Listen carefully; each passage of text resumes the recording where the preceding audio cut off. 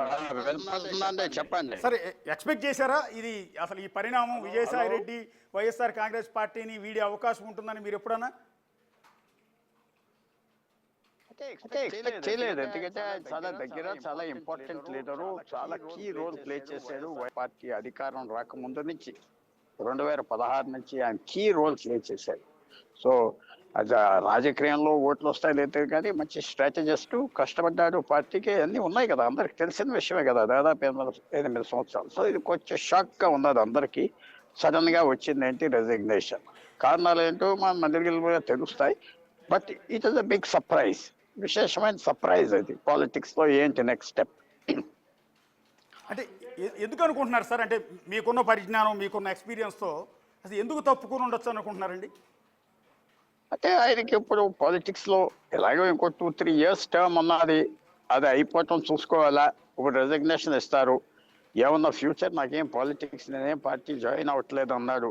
So మెల్లిగా తెలుస్తుంది. అంటే రేపు ఇవాళ రెసిగ్నేషన్ ఇవ్వగానే రేపు ఏదో కొత్త పార్టీలోకి చేరిపోయేదని ఏం అవసరం లేదు కదా. ఆలోచించుకుని ఏమన్నా పాలిటిక్స్ లో ఉంటారా, తగ్గిపోయారా, ఇంకో ఆల్టర్నేటివ్ చూసుకుంటారా, మెల్లిగా తెలుస్తుంది.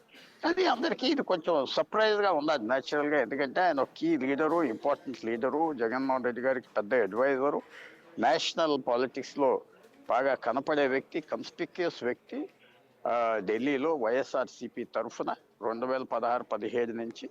సో ఇవన్నీ ఎంత తప్పకుండా అందరూ సర్ప్రైజ్ అవి ఉంటారు, ఎందుకంటే ఎవరు ఎక్స్పెక్ట్ చేయరు. ఓడిపోతే ఓడిపోయారు కానీ ఆయనకి ఇంకా రాజ్యసభ 3 సంవత్సరాల టర్మ్ ఉన్నది, అలాగే వెళ్ళిపోతూ ఉండొచ్చు. కానీ ఈ స్టెప్ ఎందుకు తీసుకున్నారు? ఆయన ఏమైనా పర్సనల్ రీజన్స్గా లేకపోతే ఇంకో కారణాలు మెల్లిగా బయటకు వస్తాయి. బట్ ఇవాళ మాత్రం ఆశ్చర్యమైన విషయం సడన్ గా వచ్చింది. అంటే గత కొద్ది కాలంగా వైఎస్ఆర్ కాంగ్రెస్ పార్టీలో జరుగుతున్న పరిణామాలు, అంటే సజ్జల రామకృష్ణారెడ్డి నంబర్ 2 స్థానంలో పెట్టడం, సకల శాఖ మంత్రిగా సజ్జల రామకృష్ణారెడ్డి, జగన్ తర్వాత అన్ని వ్యవహారాలు ఆయనే చూడటం, ఆ నేపథ్యంలో విజయసాయిరెడ్డిని పక్కన పెట్టారన్న ప్రచారం, దాని కారణంగానే ఆయన పార్టీతో అంటిముట్టినట్టుగా ఉంటున్నారు. ఈ నిర్ణయం తీసుకోవాల్సి వచ్చిందన్న అనుకోవచ్చా? అది నేను అనుకోవట్లేదు, ఎందుకంటే ఆయన పెద్ద పార్టీ అఫైర్స్ లో అంత డీప్ గా ఉన్నారా, అంత అమరావతిలో ఉండి చేసేవారు కాదు కదా. ఆయన ఢిల్లీ వ్యవహారం చూసుకునేవారు. ఢిల్లీలో ఎక్కువ ఆయన రాజ్యసభగా చైర్మన్ గా ఒక కమిటీకి ఉన్నారు. సో అది నేను కారణం అనుకోవట్లేదు, ఎందుకంటే ఆయన అంత డీప్ గా పాలిటిక్స్ లో లేరు కదా.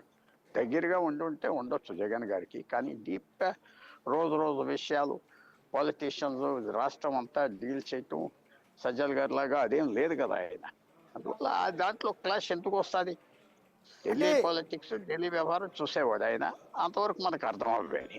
అంటే వైఎస్ఆర్ కాంగ్రెస్ పార్టీ అధికారంలో ఉన్నప్పుడు విజయసాయి రెడ్డి టార్గెట్గా తెలుగుదేశం పార్టీ ప్రతిసారి కూడా కోచింగ్ చేస్తూ ఉండేది, అనేక వివాదాలు ఆయన మీద ఉన్నాయి.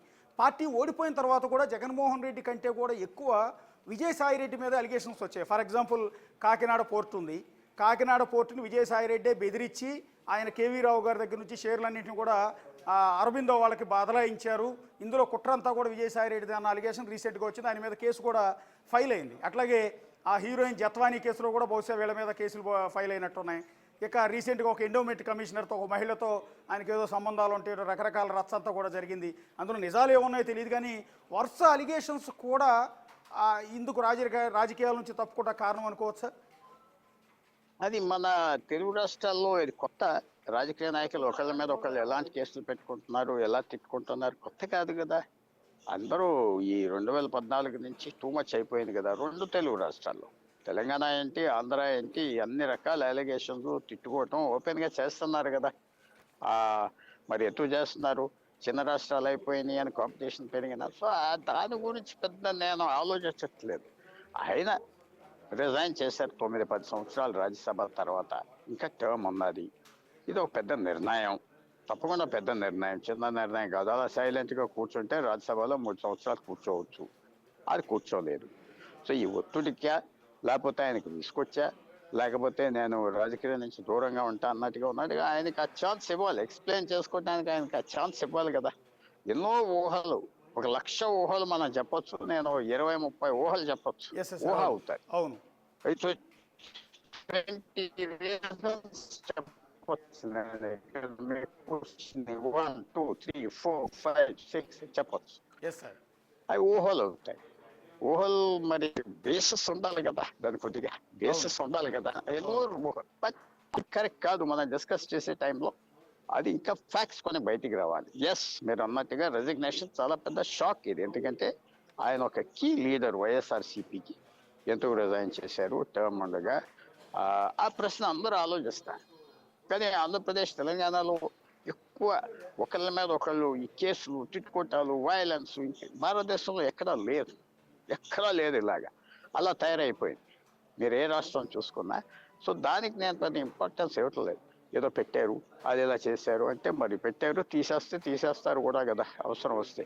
సో అందువల్ల కొంచెం మీరు ఓపిక్గా 1 or 2 days తర్వాత, 3-4 days తర్వాత మనకి ఏమైనా కారణాలు ఉన్నాయా, లోతు కారణాలు, అది బయటకు వస్తాయి. ఎస్ సార్, అంటే జగన్మోహన్ రెడ్డితో పాటు సిబిఐ కేసుల్లో సహనిందితుడిగా ఉన్నారు, ఏటూగా ఉన్నాడు ఆయన. ఆయనతో పాటు 16 నెలల పాటు జైల్లో కూడా ఉండొచ్చాడు. అలాంటి వ్యక్తి వాళ్ళ పార్టీని వీడి బయటికి వెళ్ళిపోతున్నాడు అంటే ఆ పార్టీకి నష్టం జరిగే అవకాశం ఉంటుందంటారా? తప్పకుండా ఆయన ఒక మంచి స్ట్రాటజిస్ట్ అని నేను ముందల నుంచి అన్నాను కదా. మంచి మేధావి, మంచి కాంట్రిబ్యూషన్ చేస్తాడు పార్టీకి, చేశాడు. అందుకనే అంత క్లోజ్గా జగన్మోహన్ రెడ్డి గారికి ఉన్నారు. అవన్నీ ఉన్నాయి కదా.